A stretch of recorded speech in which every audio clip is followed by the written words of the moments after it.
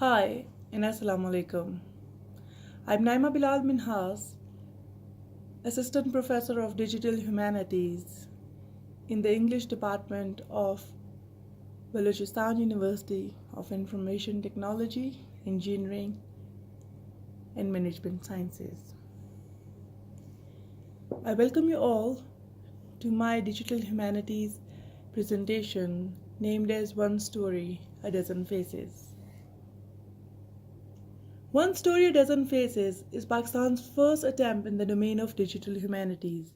It is a completed subcomponent of an outgoing digital humanities project named One Book, a Dozen Faces. It is a combination of strings assignments first conceptualized and created at Butums. Let me share with you the background of this particular research. On May 7th, 2018, a unique piece of fiction named Takatu Nights and Other Stories was launched at Quetta Literary Festival. It was unique as for the first time, along with the book launch, was exhibited a full range of paintings drawn by artists across Pakistan to display how a message transmits through different mediums. The paintings were made on different aspects of the stories and the poems from Takatu Nights and Other Stories. The book won immediate encouraging reviews by national and international literary giants. The sales went far better than expectations. Takatu Nights and Other Stories comprise of 8 suspense stories with Balochistan as its background. There are 20 poems from different genres and a short play. But there were a few problems that probably other writers would not have considered worth addressing, but I thought that they should be addressed. The first problem was that though all the 8 stories that had Balochistan as their backdrop, yet majority people in Balochistan are not well versed in English language, while the book was launched in English. The dedicated book readers have decreased and most of the masses now prefer mediums such as Facebook, YouTube, as well as TV. Thus the message of stories was being restricted to a tiny audience. To address these problems, the concept of one book, a dozen faces was perceived. In this project of digital humanities, Takatu Nights and Other Stories was represented in different forms like audiobooks, picture book, cartoon reel, mime, poster, teaser, movie, translation, poetic narration of story, Facebook page, blogs, and pencil sketch stories. The students of MS English Literature studying digital humanities worked along with the professor on this project. This was the first time any literature student in Balochistan were learning digital humanities tools, and various softwares were not only learned but practiced upon as well, thus made it possible to present Pakistan's first presentation to any digital humanities conference. For the constraint of time here, only one story from Takatu Nights and Other Stories shall be discussed. The complete range of digital humanities work is available at my YouTube channel, Naima Bilal Minhas. The selected story, Kadibarisi, which in English means migration, is the second story in the book. Set in the backdrop of Afghanistan, it brings forth the story of 3 walnut wood photo frames carved with great love by an Afghani carpenter who has to flee Afghanistan when the political unrest stirs because of Taliban. The 3 photos in the frames are replaced with the Taliban army slogans. The land is invaded by US Army and the frames find new slogans. When US Army leaves, their leftover luggage is smuggled to the famous Kabadi Bazaar in Quetta. The frames are dented, broken, and void of any pictures or glass. One frame is bought by a student who installs a looking mirror in it. The second, the shopkeeper uses to mend his broken window panel, and the third is burnt that night in the tents of the sweepers while cooking food. Now, for the first aspect of the Digital Humanities project, a movie adaptation of the story was made. In the tedious task, the students learned how to best preserve the message of the story during medium transfer. The students learned not only movie making skills, but also had hands-on practice on editing as well as voiceover skills. The movie, though shot in fictional style, in the end added flavor through putting in an interview of an Afghan refugee. Let's first see the teaser of the movie.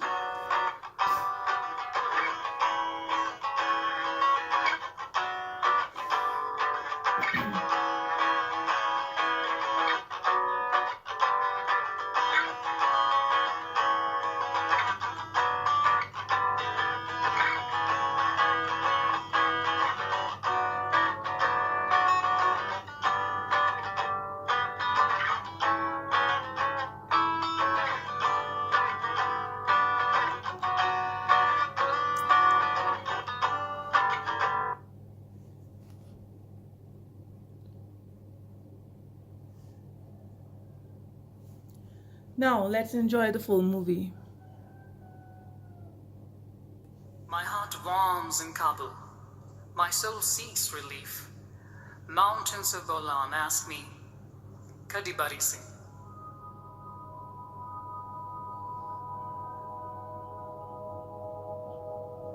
Afghanistan, which is considered the graveyard of empires, had a very serene and peaceful life. Cities had normal routine. People were living their lives with utmost security. Life could be seen in all colors of joys.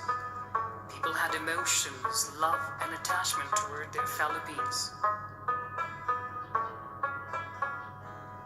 This love and affection could be witnessed in individuals of their society. They did try to project their love even in non-living objects. It shows their loving nature, which is instilled in their very beings. This story is about a carpenter who carved frames to project his love and affection towards his wife and son. To project his love and to give it an eternal touch, he pasted these frames on his wall so that they may be immortal and their love may be seen and remembered in these frames.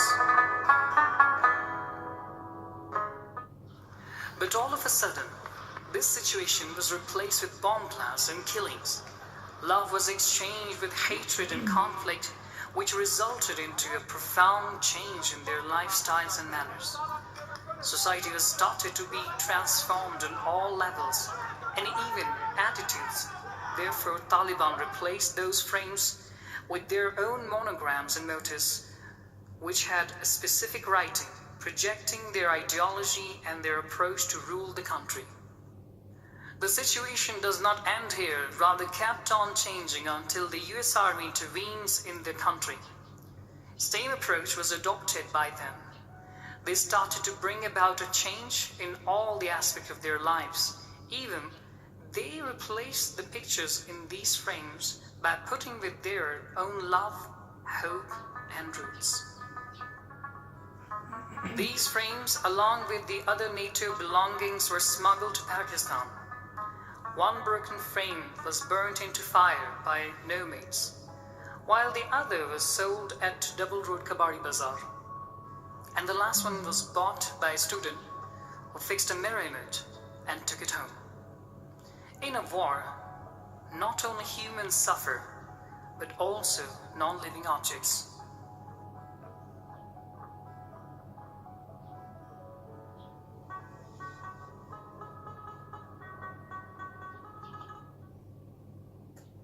انور افغان جی ته د کوم ملک راغلی زه د افغانستان د شکرګاه سره راغلی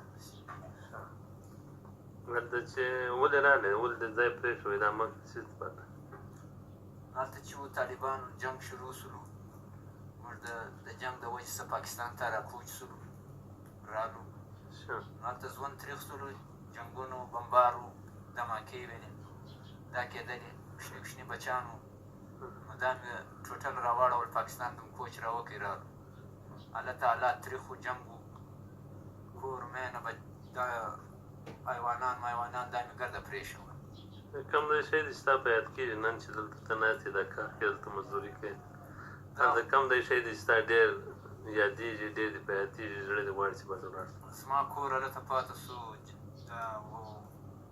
مینه مې پاته سوله او هلته مې باغچه وله او د کوچنیان اوازونه دا مې ګرده یادېږي نو په دا وجه زما ګرد شیان یادېږي افغانستان مې یادېږي په دې وجه موږ بېرته دا غواړو چې زموږ ملک دې ازاد شي موږ بېرته ولاړ شو او امن دې راشي په دا وجه موږ راغلو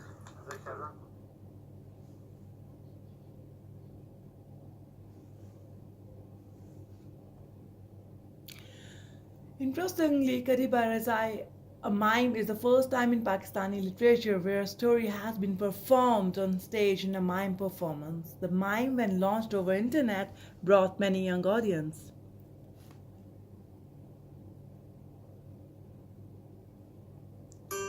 The teasers were made on the mime as well. The Quetta people had for the first time enjoyed mime performance on stories that belonged to them.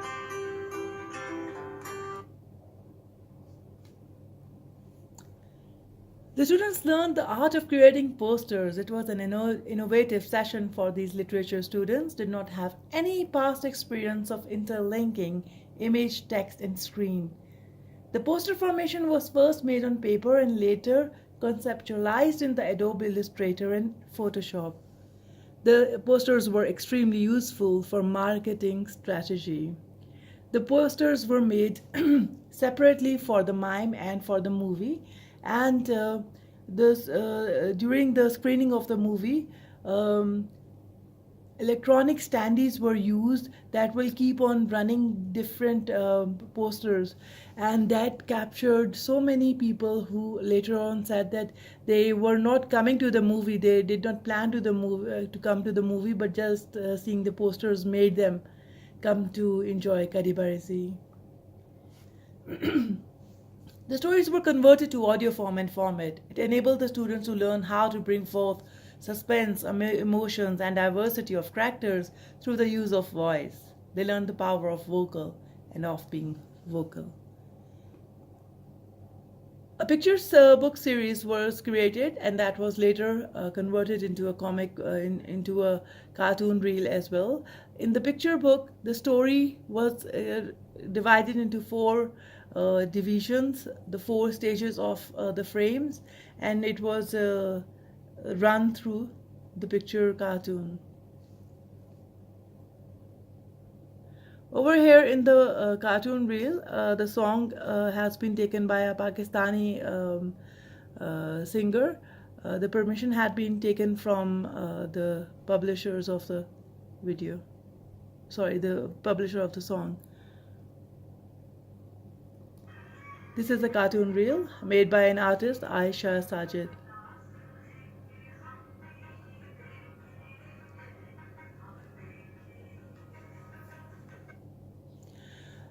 Katibar's story was translated in 12 regional languages and broadcasted over various mediums so to reach the local communities. The cartoon reel, the picture book was converted to an animated video with background music as well. A Facebook page enabled to let the readers share their views and as well as to update upon the new projects being made on the book, while readers wrote blogs on various socio-political issues highlighted in the story. The Facebook page is Takatu Nights and Other Stories, and the blog posts you can enjoy at balochistandiaries.wordpress.com. Before I present my conclusion, I would like to thank Diana Pease, Tully Barnett, Australian Association for Digital Humanities for guiding me on every step. Our communication spans over 4 months, during which Diana and Tully assisted me on all matters regarding the conference, presentation, and documentations. I would also like to thank my parent university, Butums, my head of department, Aisha Sajid, my fine arts expert, and my students who had worked day and night to make this project possible. Their names have been mentioned in the end of the presentation, and at my YouTube channel, you may contact them for future collaborative project. One story, a dozen faces, I would conclude as it is an elaboration that digital humanities has enabled the literary persons to allow their text, their message, their story to varying mediums and diverse audience, thus increasing the reach out to tenfold. Not only it acts as an archive to hold the digital art, but also is the best means to make it reach out to new venues of audience. It was especially significant in the area where we live because it is terror struck area. So many times the students cannot come to the universities because of the uproar in the city. The students come from far away places, and some students come from places where there are no roads that lead to their houses. Under these conditions, presenting one particular thing, one particular message, one particular story in different forms enables them to have an ease of access to it.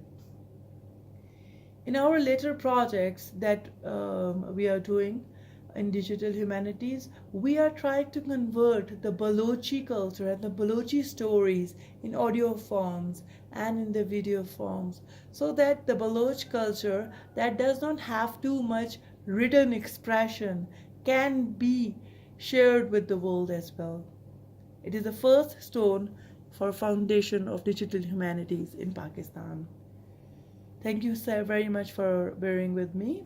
I hope to see you soon, inshallah, on any further future conference of on digital humanities with some more work that we are currently doing. These are the URL of the different aspects of our project, and you can enjoy the whole on our YouTube channel. Thank you so very much.